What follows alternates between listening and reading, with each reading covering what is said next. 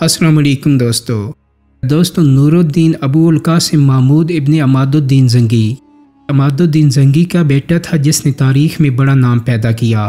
नूरुद्दीन फरवरी 1118 में पैदा हुए और 1146 से 1174 तक 28 साल हुकूमत की।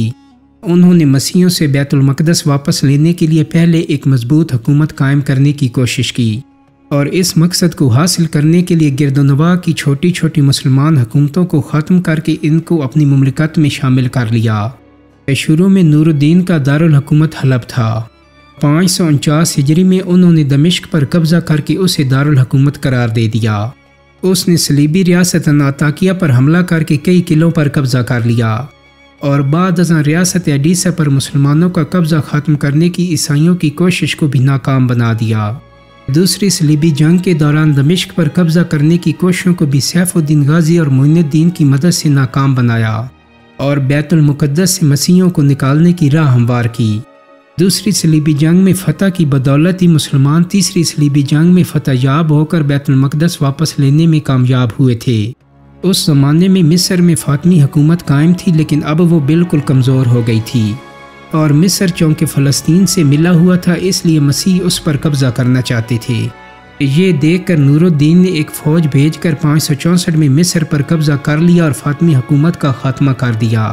दोस्तों, सुल्तान नूरुद्दीन जंगी और रोज़ रसूल सल्लल्लाहु अलैहि वसल्लम की हिफाजत का एक वाक़या मदीना की तारीख़ में मौजूद है। इसका जिक्र शेख मोहम्मद अब्दुल हक मोहद्दिस देलवी रहमतुल्लाह अलैह ने भी अपनी किताब तारीख़ मदीना में 3 बड़ी साजिशों के साथ किया है, जिसमें से ये वाक़या सबसे मशहूर है। समहोदी के कौल के मुताबिक मसीहियों ने यह साजिश 557 हिजरी में मुरतब की।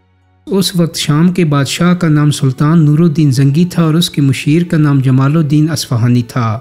एक रात नमाज तहज्जुद के बाद सुल्तान नूरुद्दीन जंगी ने ख्वाब देखा कि रसूल करीम सल्लल्लाहु अलैहि वसल्लम 2 सुर्खी मार रंगत के आदमियों की तरफ इशारा करके सुल्तान से कह रहे हैं कि मुझे इनके शर से बचाओ। सुल्तान हड़बड़ा कर उठा, वज़ू किया, नफल अदा किए और फिर उसकी आंख लग गई।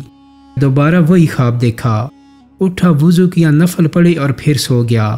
तीसरी बार फिर वही ख्वाब देखा। अब उसकी नींद उड़ गई। उसने रात को ही अपने मुशीर जमालुद्दीन को बुलाकर पूरा वाक़या सुनाया। मुशीर ने कहा, सुल्तान, ये ख्वाब 3 बार देखने के बाद आप यहाँ क्यों बैठे हैं? इसका अब किसी से जिक्र ना करें और फ़ौरन मदीने रवाना हो जाएं। अगले रोज़ सुल्तान ने 20 मखसूस अफराद और बहुत से तहाइफ के साथ मदीने के लिए कूच किया और 16वें रोज़ शाम के वक्त वहाँ पहुँच गया। सुल्तान ने रोज़े रसूल पर हाज़री दी और मस्जिद नबवी में बैठ गया। ऐलान किया कि अहले मदीना मस्जिद नबवी में पहुँच जाएं, जहाँ सुल्तान इनमें तहाइफ तकसीम करेगा। लोग आते गए और सुल्तान हर आने वाले को बारी बारी तोहफ़ा देता रहा। इस दौरान वो हर शख्स को गौर से देखता, लेकिन वो 2 चेहरे नज़र न आए जो उसे एक रात में 3 बार ख्वाब में दिखाए गए थे। सुल्तान ने हाज़रीन से पूछा, क्या मदीने का हर शहरी मुझसे मिल चुका है? जवाब अस्बात में था। सुल्तान ने फिर पूछा, क्या तुम्हें यकीन है कि हर शहरी मुझसे मिल चुका है? इस बार हाज़रीन ने कहा, सिवाय 2 आदमियों के।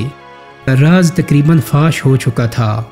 सुल्तान ने पूछा, वो कौन है और अपना तोहफ़ा लेने क्यों नहीं आए? बताया गया कि ये मराकश के सोमो सलात के पाबंद 2 बाशिंदे हैं। दिन रात रसूल करीम सल्लल्लाहु अलैहि वसल्लम पर दरूद व सलाम भेजते हैं और हर हफ्ते मस्जिद कबा जाते हैं। फ़याज़ और मेहमान नवाज हैं, किसी का दिया नहीं लेते। सुल्तान ने कहा, सुबहान अल्लाह, और हुक्म दिया कि इन दोनों को भी अपने तहाइफ वसूल करने के लिए फ़ौरन बुलाया जाए। जब उन्हें ये खसूसी पैगाम मिला तो उन्होंने कहा, अल्हम्दुलिल्लाह, हमारे पास अल्लाह का दिया सब कुछ है और हमें किसी तोहफ़े तहाइफ या खैर खैरात की हाजत नहीं। जब ये जवाब सुल्तान तक पहुँचाया गया तो उसने हुक्म दिया कि इन दोनों को फ़ौरन पेश किया जाए। हुक्म की फ़ौरी तामील हुई। एक झलक उनकी शनाख्त के लिए काफ़ी थी। ताहम सुल्तान ने अपना गुस्सा काबू में रखा और पूछा, तुम कौन हो, यहाँ क्यों आए हो? उन्होंने कहा, हम मराकश के रहने वाले हैं, हज के लिए आए थे और अब रोज़े रसूल के साए में ज़िंदगी गुजारना चाहते हैं। सुल्तान ने सख्ती से कहा, क्या तुमने झूठ बोलने की कसम खा रखी है? अब वो चुप रहे। सुल्तान ने हाज़रीन से पूछा, ये कहाँ रह रहे हैं? बताया गया कि रोज़े नबवी के बिल्कुल नज़दीक एक मकान में, जो मस्जिद नबवी के जनूब मगरिब में दीवार के साथ था। سلطان فوراً اٹھا اور انہیں ساتھ لے کر اس مکان میں داخل ہو گیا۔ سلطان مکان میں گھومتا پھرتا رہا۔ اچانک نئے اور قیمتی سامان سے بھرے ہوئے اس مکان میں اس کی نظر فرش پر پڑی ہوئی ایک چٹائی پر پڑی۔ نظر پڑنی تھی کہ دونوں مراکشی باشندوں کی ہوائیاں اڑ گئیں۔ سلطان نے چٹائی اٹھائی تو اس کے نیچے ایک تازہ کھودی ہوئی سرنگ تھی۔ سلطان نے گرج کر کہا، کیا اب بھی سچ نہیں بولو گے؟ اب ان کے پاس سچ کے سوا کوئی چارہ نہ تھا۔ انہوں نے اعتراف کر لیا کہ وہ مسیح ہیں، اور ان کے حکمرانوں نے انہیں بہت سا مال و زر اور ساز و سامان دے کر حاجیوں کے روپ میں مراکش سے اس منصوبے پر حجاز بھیجا تاکہ وہ کسی نہ کسی طرح رسول کریم صلی اللہ علیہ وسلم کا جسد اقدس مبارک نکال کر لے آئیں۔ اس ناپاک منصوبے کی تکمیل کے لیے انہوں نے حج کا بہانہ کیا، اور اس کے بعد روضہ رسول سے نزدیک ترین جو مکان کرائے پر مل سکتا تھا وہ لے کر اپنا مذموم کام شروع کیا۔ ہر رات وہ سرنگ کھودتے جس کا رخ روضہ مبارک کی طرف تھا، اور ہر صبح کھودی ہوئی مٹی چمڑے کے تھیلوں میں بھر کر جنت البقیع لے جاتے اور اسے قبروں پر بکھیر دیتے۔ انہوں نے بتایا کہ ان کی ناپاک مہم بالکل آخری مراحل میں تھی کہ ایک رات موسلا دھار بارش کے ساتھ ایسی گرج چمک ہوئی جیسے زلزلہ آ گیا، اور اب جب کہ ان کا کام پایا تکمیل کو پہنچنے والا تھا تو سلطان نہ جانے کیسے مدینے پہنچ گئے۔ دوستو، سلطان ان کی گفتگو سنتے جاتے اور روتے جاتے اور ساتھ ہی فرماتے جاتے کہ میرا نصیب کہ پوری دنیا میں اس خدمت کے لیے اس غلام کو چنا گیا۔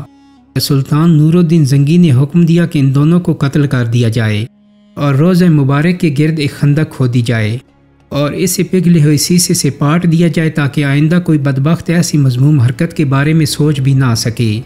دوستو، یہ واقعہ 558 ہجری کا ہے۔ سلطان نے روضہ مبارک کے قریب ایک چبوترا بھی بنوایا تاکہ اس پر ان قبور کی حفاظت کے لیے ہر وقت پاسبان رہیں۔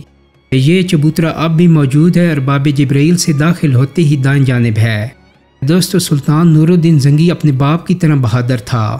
ایک مرتبہ جنگ میں اسے دشمنوں کی صف میں بار بار گھستے دیکھ کر اس کے ایک مصاحب قطب الدین نے کہا، اے ہمارے بادشاہ، اپنے آپ کو امتحان میں نہ ڈالیے۔ اگر آپ مارے گئے تو دشمن اس ملک کو فتح کر لیں گے اور مسلمانوں کی حالت تباہ ہو جائے گی۔ سلطان نور الدین نے یہ بات سنی تو اس پر بہت ناراض ہوئے اور کہا، قطب الدین، زبان کو روکو، تم اللہ کے حضور گستاخی کر رہے ہو۔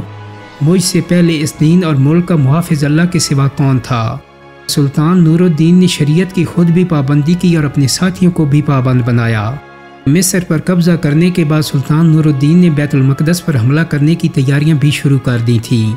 بیت المقدس کی مسجد عمر میں رکھنے کے لیے انہوں نے اعلیٰ درجے کا ممبر بھی تیار کروایا، اور ان کی خواہش تھی کہ فتح بیت المقدس کے بعد وہ اس ممبر کو اپنے ہاتھوں سے رکھیں، لیکن خدا کو یہ منظور نہ تھا۔ سلطان نور الدین ابھی حملے کی تیاریاں کر ہی رہے تھے کہ ان کو حشاشین نے زہر دے دیا، جس سے ان کے گلے میں سوزش پیدا ہو گئی جو ان کی موت کا باعث بنی، اور 15 مئی 1174 کو ان کا انتقال ہو گیا۔ انتقال کے وقت سلطان نور الدین کی عمر 58 سال تھی۔ دوستو، امید کرتا ہوں کہ میری آج کی ویڈیو آپ کو پسند آئی ہوگی۔ اگر ویڈیو اچھی لگی ہے تو اس کو لائک اور شیئر کر دیں۔ میرے چینل کو سبسکرائب کرنے کے ساتھ ساتھ بیل آئیکن کو بھی کلک کر دیں تاکہ آپ کو میری آنے والی مزید ویڈیوز کے نوٹیفیکیشن ملتے رہیں۔ بہت جلدی ایک نئی ویڈیو کے ساتھ ملاقات ہوگی۔ اپنا بہت سارا خیال رکھیے گا۔ اللہ حافظ۔